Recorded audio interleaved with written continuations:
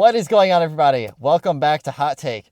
Today, we are in my daily driver. This is a 2001 Toyota Camry LE 4-cylinder automatic. It's our first Hot Take of the season. I'm very excited. I wasn't going to make one with this car initially, but we got some commenters asking for some Camry content. I do have a few other videos planned, so I thought this would be fun.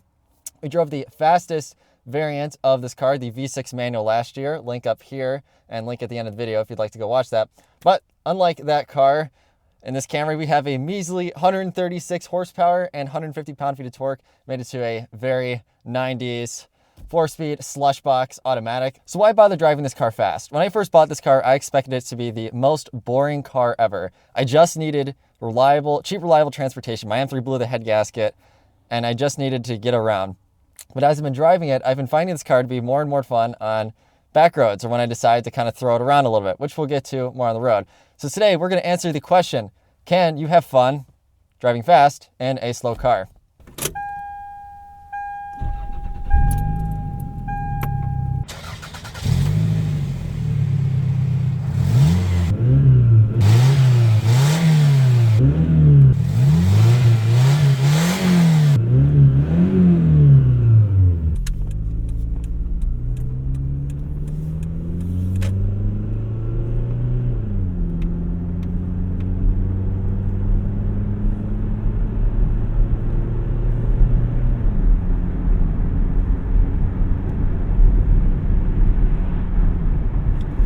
Right, so we already went over some specs. 136 horsepower and 150 pound-feet of torque.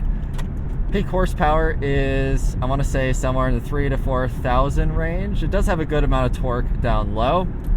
This is a 2001 model year, which is the last year for the XV20 Toyota Camry. These range from 97 to 2001. And this was the first Camry to start the trend of the Toyota Camry being the best-selling car in America. So this is my daily driver. Why did I buy this car? I bought this car because it was cheap. My mom actually bought it for my sister to drive, but then my sister didn't want it because it's old, and that was specifically why I wanted it, actually, because it was old, and I like old things that are nice. But this Toyota is so much fun for what it is. And a lot of people don't really like old automatics, and I think for a long time it was because that they were just slower.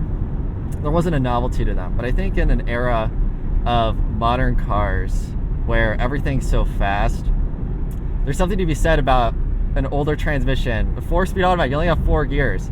Kind of makes you work for the power a little bit, and that's on top of you already not having a lot of power in the first place, which is really, really kind of fun. But there's nothing particularly special about this car. It just kind of does car well. It has a lot of body roll, which is really nice. I mean, that was pretty standard for the era back in the late 90s, early 2000s. That's how you made cars ride good.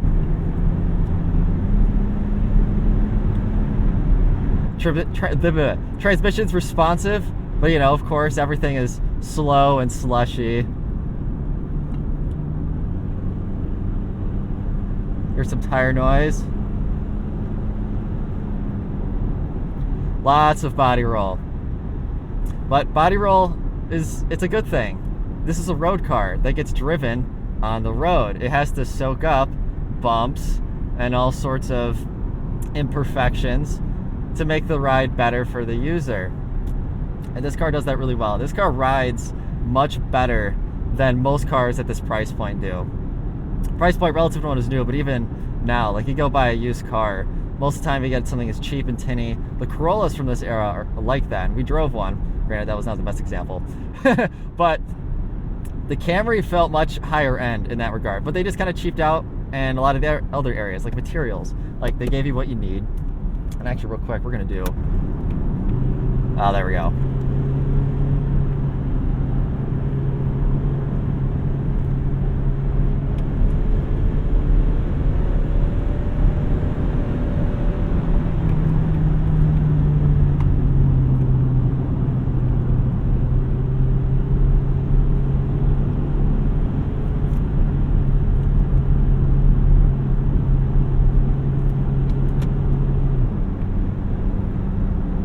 as I was saying, they cheaped out in a lot of the other areas, such as the materials and the interior. They gave you what you need. You get a radio, big buttons, big controls, climate control, little dials.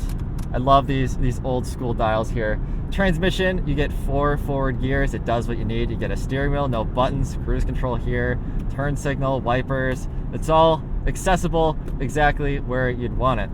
Now, what we just did there, we used the 2 function on the transmission, which I've actually found is pretty nice for back roads.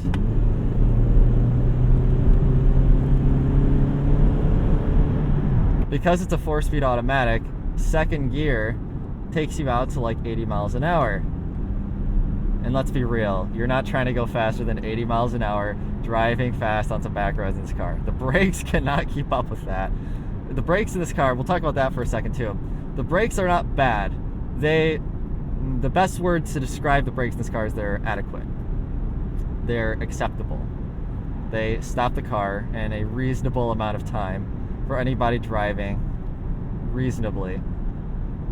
I would like to track this car once. I'd honestly probably only do like 2 laps because I don't think that the transmission, the engine, the brake, I don't think any of it, like, it's not meant to stay in that type of high RPM, high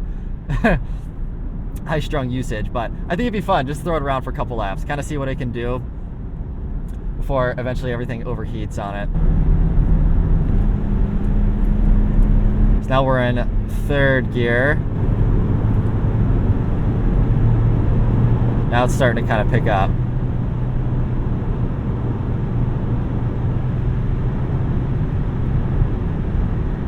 Long 4th. Also lots of front end plow when you get on the brakes.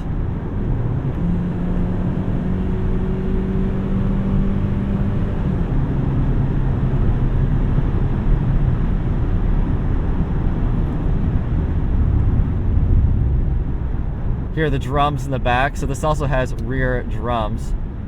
The pedal feel is okay. I do think that it needs brake fluid.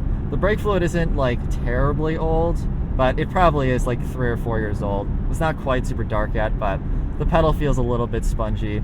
Now, as far as maintenance, this car is needed. You can see check engine lights on right now. That is for the catalytic converters. They were replaced by the previous owner. You can tell they're very obviously replaced. There's an exhaust leak at the headers.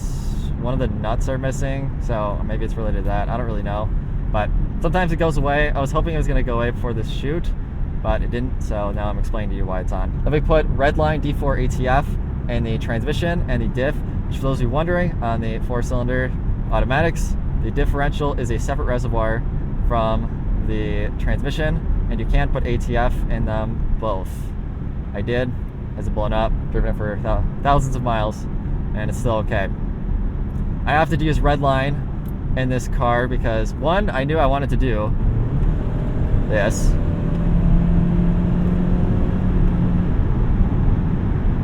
And not have to worry about it, but also because FCP Euro has a lifetime replacement guarantee, which if you're not a European car guy, you should learn about FCP Euro. And while you may not be able to buy parts from there, you can buy fluids and they still warranty them. Outside of that though, the previous owner did timing belts, general tune-up, water pump thermostat, change the coolant out, spark plugs, wires, engine air filter, you know, just like basic maintenance. But that's kind of all these really need.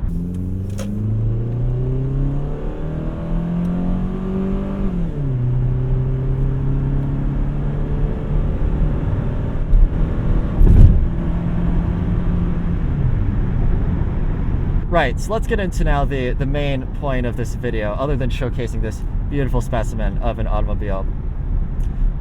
Really why I think driving a slow car fast is good for any starter enthusiast, including myself, because I'm still getting into the hobby, I'm still learning, there's always things to learn, is it teaches you the limit of a car, how to handle a car at the limit. The limit of this car is so low, it's hard for you to get into trouble, unless you're just doing something egregious. But if I throw this thing into a corner too fast, I'm going to get quite a bit of understeer and be able to make corrective action pretty easily. And the steering in this car is also so light. I mean, I can like 1-2 finger this thing. I have to be careful with that because of the body roll and the momentum of shifting weight. But the point stands, I think this car has made me a significantly better driver.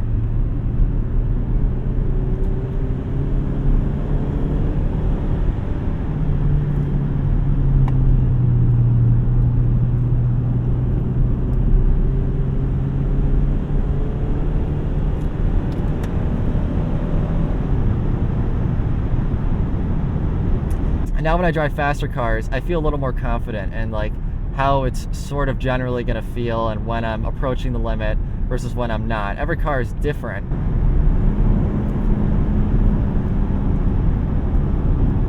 But there are these various like warning signs that are kind of universal between all cars. When the car is letting you know like, hey, dum-dum.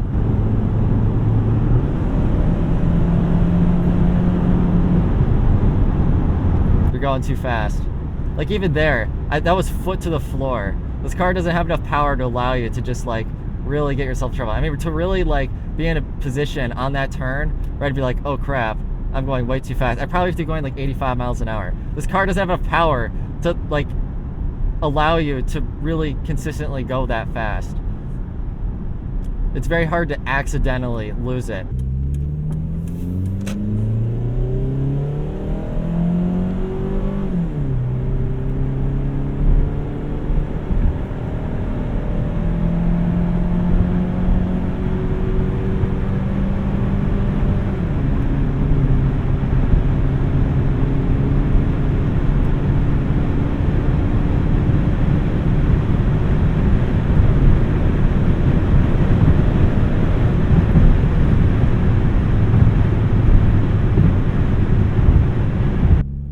So it doesn't have a lot of power, obviously. I mean, I really had to stay in it there for a while to get it to even like remote speeds where you could consider it like speeding, perhaps. But it was fun. I mean, I got to hear the engine rev up, this 4-speed automatic transmission. I like the spacing in the gears. It's very old school. Like it just goes, you know, from like 6,000 to like 4, you get that big drop. It's just kind of fun. And I've been really enjoying older automatics. Would I prefer a manual? Yes, of course I would. But it's not bad. It's fun. And I do kind of like when I'm daily driving, just going to work to just, you know, P to D and not really have to think about it. For what it is, for what it needs, what I needed to do, it's perfect. Good kick down. Look at that. I put my foot down for like over a second. Not even close to catching up to the guy in front of me. Brake. There we go. Yeah, now there's a point in the pedal in this car, the brake pedal, where you push it down further, but you're not braking faster. You just, you kind of just have the rate at which you're braking, and that's it. We've concluded our test drive of the 2001 Toyota Camry LE 4-cylinder automatic. And to answer the question, can you have fun driving fast in a slow car? If you've been listening at all in the video, yes, of course you can. In fact, you can have more fun sometimes in a slow car, I feel like. Driving a car like this is just kind of refreshing. It's simple, it's bare bone, down to the basics. You got what you need, and you just gotta make it work. And make it work, we did. It's a lot of fun to throw around on some back roads. And I really encourage a lot of you out there, if you've only driven fast cars, to at least one time hop in something like this, hop in something slow, maybe take out your grandmother's Toyota Camry or your sister's Toyota CRV, Honda CRV, not Toyota, and throw it around, have a little bit of fun, have some fun with it. But with that, everybody, that concludes our first hot take of the season. Let's go ahead and give it a score. The score is as shown. Its place is about where you would expect it. It's a pretty good daily driver, but it lacks in about every other category. Should you buy it? For the most part, yes. The only reason it doesn't get a perfect score is because it's really slow and struggles to keep up with modern traffic, as well as the car not being particularly interesting or fun. It's just transportation. But for what it needs to be and what it needs to do, it executes it really well. In a world of modern technology and computerized everything, hopping into something simple like this is really refreshing. Never again will an automaker make something of this build quality with this little tech and these bare-boned materials. These were the 500,000-mile Camrys, and this was the car that finally put Toyota at the top of the sedan leaderboards in the United States 25 years ago.